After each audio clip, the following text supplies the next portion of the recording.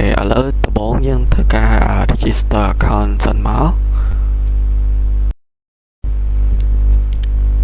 ចុងពេលយើងបញ្ញឲ្យហើយយើងបង្កើត account ទៅវានឹងចូលទៅកាន់ dashboard របស់យើង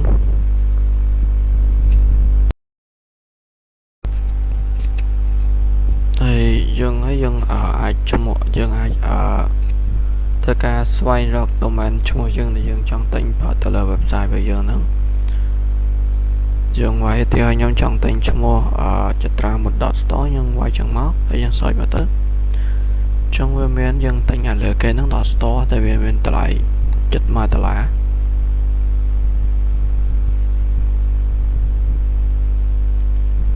យើងទៅមកទៀតហើយនេះយើងពេញឈ្មោះពេញទីតាំងយើងផ្សេងទៀតហ្នឹង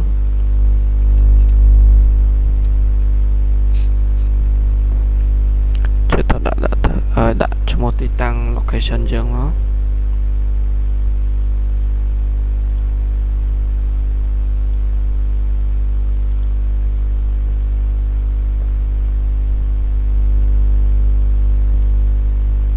អានេះយើងស្វែងរកកូដប្រទេសរបស់យើង885email យើងហើយវាឲ្យយើងមកខំទៀតបន្តមកទៀតយើងបញ្ញទៅលើការទិញរបស់យើងអញ្ចឹងកន្លែងហ្នឹងខ្ញុំ skip ចោលដោយសារខ្ញុំបញ្ញពីសារកាតរបស់ខ្ញុំហើយយើង confirm payment ទៅវាតិចមែនណា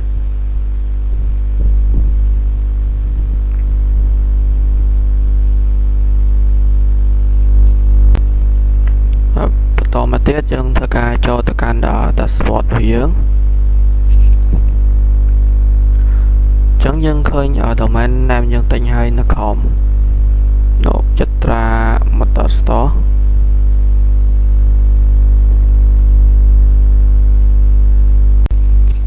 ចំពោះកន្លែងហ្នឹងដែរខ្ញុំធ្វើការទិញ domain ថ្មីដែលមានឈ្មោះថា Gizmogen ហ្នឹងតែខ្ញុំបានអានេះ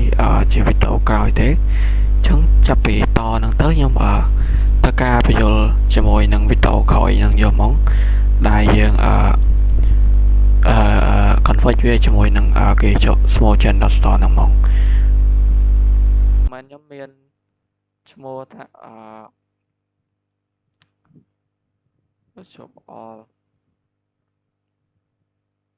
domain ខ្ញុំមានពីរមាន Gizmogen.store មួយហើយនិង chitra.store ប៉ុន្តែ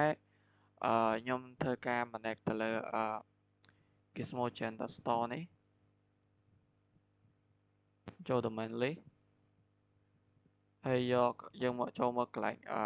Gizmogen.store ចូល connect មកនេះយើងconfig ជាមួយនឹងមុនឥឡូវយើងចូលមកកាន់ AWS អញ្ចឹង AWS យើងគ្រាន់តែមាន account យើង register មកវាបាន$100តែខ្ញុំប្រើអស់$2ហើយយើងចូលដើម្បីយើងបាន DNS នេះយើងចូលមកកាន់ route 53នេះមក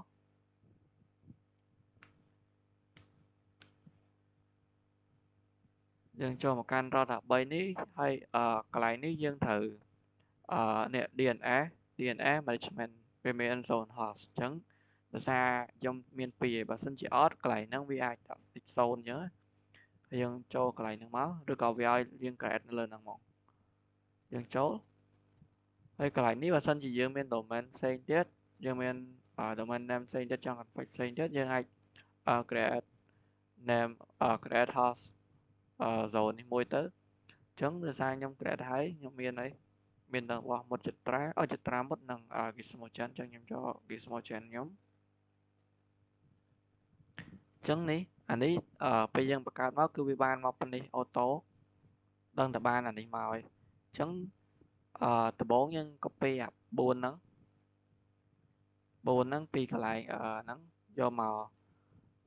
add ចូលក្នុង name របស់យើងនោះដែលយើងដាក់ custom DNS ហ្នឹងយើង add ចូលវាអស់ទៅហើយបន្តមកទៀតយើងបង្កើត record មួយ dương bạc ca record là dương đặt rename record nâng Gizmogen store chẳng tới hay dương nhưng cho là edit đây dương do chụp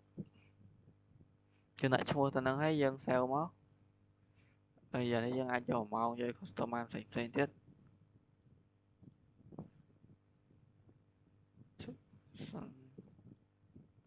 hơi chụp vô hình đi đấy nhưng giờ làm mới cái việc cả bảo auto thế chân đi ai dương bạc cá dương còn là đại mua cái này đi dương nè Gizmogen store mó hay dương do static IP address nắng dương ban nói về nãy dương ban nói vì lại xíu chân được không đi thì chụp nhầm cho tất cả này rồi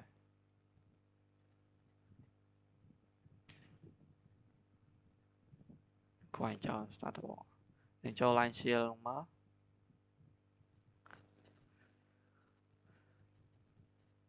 chẳng phải là dương bạc cá online share được 4 dương miền làm machine tế dương create instance nó gồm bảo sân chỉ odd dương cho từ 4 cứ vi auto dương create một hay cái này nếu dương do Linux app hay do WordPress project zone project zone đó dương Omicron tiết hay dương ai bạc cá key muối as a key đó dương create việc tục tới dương bây dương create custom key nó hay dương ai download bán rồi có bỏ sân chỉ dương miền hái dương ai upload bán chẳng đi dương do set này hái dương lại chúng tới dương create bán về create tới về lại chúng hỏi chẳng cái này nó ở tế nhưng cái này những thợ create đây coi nhưng ở tế sai nhưng miền hay cái này nó do trên đó phần nó mất anh ấy dương ai do tam cho nên là dương ai trong thở thì họ đặt miền memory trí CPU preprocessing hay size chi transfer pt và ta xin bao nhiêu nhâm phở này nhâm phở tập pi là không một hai này hay dân do create standard chẳng nhau miền create thiết tế nhau tranh mà kéo bình nếu bao dương mang create thấy Gizmogen chẳng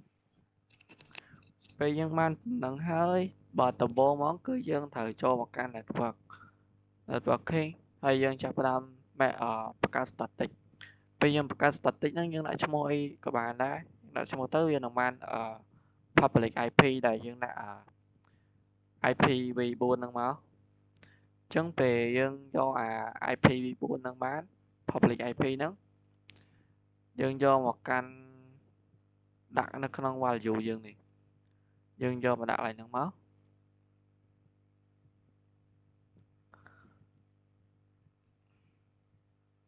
double static IP ok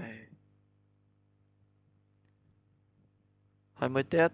dân do password cho tất cả vật phải bao giờ chân dân alert chẳng dân miễn tập bộ món kêu việt men là Gizmogen đi theo này có những config nó rõ đấy dân miễn là application credit hình xây cái này dân cat hay by application nó ngoài phần nó vi cho dân vì mình cho user username mà dân mình cho user hay này chỉ password chẳng những bật mình tới giả nó miền hay ở hơi chẳng dân cho một căn pe dân ban hơi dân quay cho một bao dân tam năng máu cái Gizmogen dân ai bao dân chọn cho này dân đã PW năng máu từ xa với nó không ai share với trap đấy nè dân đã access và thread admin nếu dân do nó dân to một dù ở dân máu đó đi đứa có dân cho tam nè public IP đi các bạn đấy chẳng dân cho máu hay pedal ní chụp nằm cách này pedal cái này ní dân từ 4 dân từ hợp thêm dân cho appearance hay miền thêm á dân ai tự add thêm tới mấy xem bán ní thêm mà dân trong add mới này add tới tại nhóm add hay នេះខ្ញុំប្រើមួយនេះហើយមួយទៀតពេលយើងចឹងហើយយើងអាចមានកន្លែងឲ្យយើងទៅ install plugin ផ្សេងសម្រាប់យើងប្រើនៅក្នុង site របស់យើងហ្នឹងដូចរបស់ខ្ញុំមាន install WooCommerce ហើយក៏អ្នកនរគ្នាក៏មាន WooCommerce ហ្នឹងដែរចឹងពេលយើងនេះបង្កើត WooCommerce ហ្នឹងមក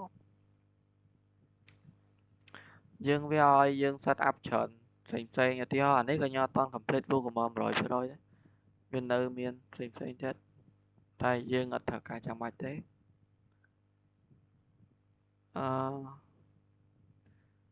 ចឹងហើយមកទៀតយើងធ្វើទៅលើ payment យើងប្រើ ABA Payway ដំបូងយើងបានអាហ្នឹងមកយើងត្រូវទៅ install plugin សិនយើងយក data ខ្ញុំ install ហើយចឹងយកឡើង install plugin មកចឹងនេះយើង install អានេះមក ABA Payway Payment Gateway for WooCommerce ចឹងយើង install វាហើយយើង active វាទៅវានឹងមកកន្លែង payment យើងពេលដែលមាន payment យើងផ្សេងហ្នឹងហើយយើងអាចចូលទៅ manage វាបានយើង manage វាមកហើយចំពោះmachine ID ហើយនឹង API key យើង register ទៅកាន់ APA ផ្ទាល់ចឹងដែរអានេះយើងអាច custom បានផ្សេងយើងអាចតាមយើង custom ទេអាហ្នឹងតែតម្រូវការរបស់គេគឺមានកន្លែងtick អានេះមួយដើម្បីឲ្យពេលយើងពេល pay ទៅពេលដែល user pay ទៅគាត់អាច load មកដល់នេះបានពេល pay មកនេះបានយើងអាចមើលបាន for example ចឹងទៅ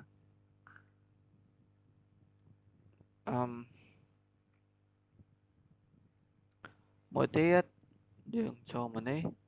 យើង admin យើង add តាក់ដែរតាក់យើងយកឡើង shipping សិន shipping zone យើង custom no Cambodia វាតាក់នេះមិនតិចចឹងវិញ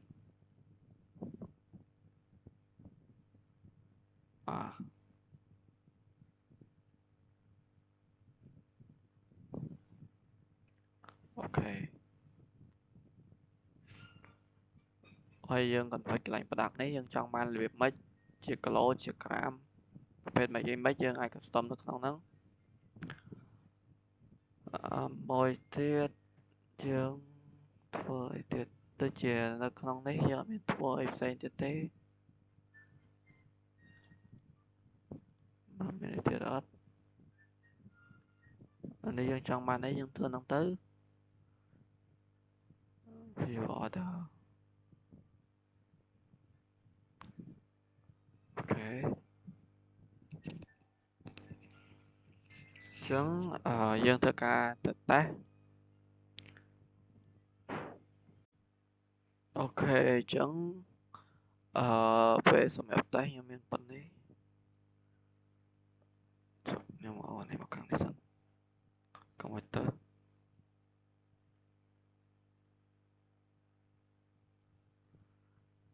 ចង់ខ្ញុំបើកយ៉ាចង់យើងបើកអាហ្នឹងមកយើងឲ្យឈ្មោះ website យើងដើម្បីសាកទិញតែមកអូខេចឹងយើងទិញអីគេចឹងឥឡូវខ្ញុំ demo website បន្តិចទៅកុំអន់ណាទិញតេស្តចឹង website ខ្ញុំមានអានេះយើងអាចលេង highlight ផ្សេងបានឧទាហរណ៍ free shipping on all KX order 50 ដុល្លារឡើងអានេះមាន social media របស់website របស់យើងនេះយើងអាចមើលជា category បានផ្សេងយើងអាច search product ឧទាហរណ៍ខ្ញុំ search តេស្តនេះខ្ញុំមាន product មួយឈ្មោះតេស្តចឹងខ្ញុំ search តេស្តប៊ឹងតេស្តចេញមកចឹង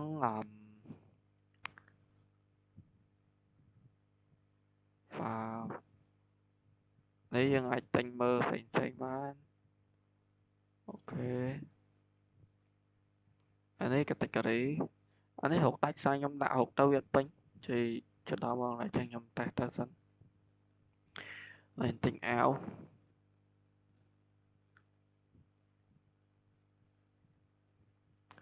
ទិញអានេះមួយចានេះយើងកំងអានេះយើងអាច add តនេះបានក៏លុយអត់តន់ចង់ទិញហើយ add ទុកថ្ងៃក្រោយចូល home ឲ្យយើងវិញ add អានេះមួយទៀតអូខេចូលអានេះវាបានមកមានពេលយើងអាច add to cart បិទនឹងបានទៀតតែអត់ទេអញ្ចឹងយើងមាន popular category មាន popular product យើងមាន event ផ្សេងៗអញ្ចឹងទៅអានេះជា block របស់យើងអាចដាក់អីផ្សេងៗនៅក្នុងនោះបានមាន feedback មានអីចឹងទៅតាមយើង custom អានេះជាអីដែលយើងដាក់ទេអានេះ footer របស់យើងដាក់ណែនាំគេយើងក៏អាចក៏មានហាងរបស់យើងដែរហើយនៅហាងរបស់យើងហ្នឹងធ្វើការប៉ុន្មានអីប៉ុន្មានក្នុងហ្នឹង official flow យើងមកពីម៉ោង 9 ព្រឹកយើងបិទម៉ោង 5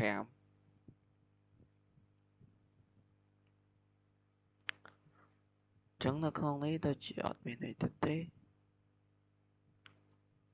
អស់ហើយអានេះយើងលេងbanner ផ្សេងៗអញ្ចឹងខ្ញុំទៅតែ check out ហ្នឹងទៅយើងចង់ view card សិនក៏បានអញ្ចឹងនេះបើយើងមាន2ហ្នឹងអានេះយើងអាចមើលបានយើងមានអាវមួយ18រៀលអូខេ18រៀលអត់មានតាក់ទេវត្តអូនេះតាក់check address អានេះ address របស់យើងដោយសារយើងពេញហើយអញ្ចឹងវានៅជាប់ហ្នឹងហើយយើងអាចផ្លាស់ប្ដូរបាន update ហើយ update ទៅវាជាប់ក្នុងហ្នឹងវិញនេះពេលយើងធ្លាប់អ្នកទិញហើយវាជាប់ចឹងហើយអញ្ចឹងយើងធ្វើការ process check out មកអានេះដោយសារខ្ញុំពេញហើយខ្ញុំឈ្មោះនឹងផ្ទាល់ខ្ញុំដាក់ឈ្មោះខ្ញុំអានេះយើងចាំពេញទៅ optional អានេះគេដាក់លេខទូរស័ព្ទហើយគេដាក់ optional ទេអញ្ចឹងអូខេវា optional ព្រោះគេអាច contact យើងតាម email បានឬក៏នៅខ្មែរយើងពេញនិយមលេខតែ pop up អញ្ចឹងដាក់លេខទូរស័ព្ទទៅក៏ល្អ saving different address អានេះយើងអាចប្រភេទ pay ផ្សេងៗបានអានេះក៏ខ្ញុំអាចដាក់ពួកអាតេសមកសម្រាប់ pay លេងៗបានដែរយើងតេសទៅវាអូខេវា complete ហ្មងយើងមាន QR អញ្ចឹងខ្ញុំសារ plus QR មកយើងវានឹង pop up QR មកអូខេអញ្ចឹងនេះត្រូវទាំងអស់ឲ្យបានវិញយើងអស់$41.80សេនតែខ្ញុំតិចទេ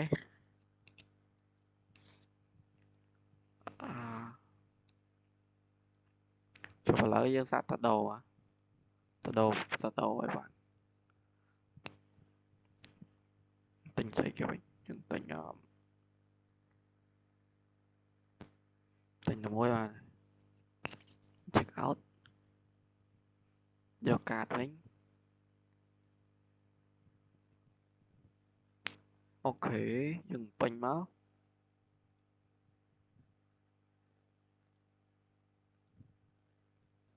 ខ្ញុំដាក់នេះចូល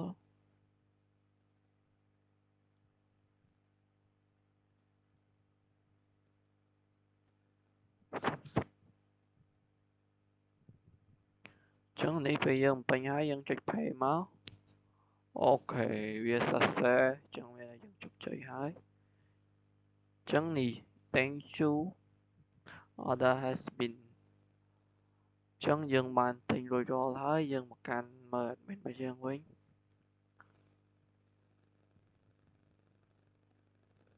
វាមកចាំមក refresh មកអត់ប្រហែលនេះ27.50សេនចឹងយើងទិញវាបានហើយក៏ order នេះដោយសារយើងអត់ pay វាយើងមកតេស្តទេចឹងវានៅ pending payment ដែរទេ នេះឈ្មោះយើងទិញមកវិញអញ្ចឹងការងារ demo ខ្ញុំមានតែប៉ុណ្្នឹងអរគុណច្រើនលោកគ្រូ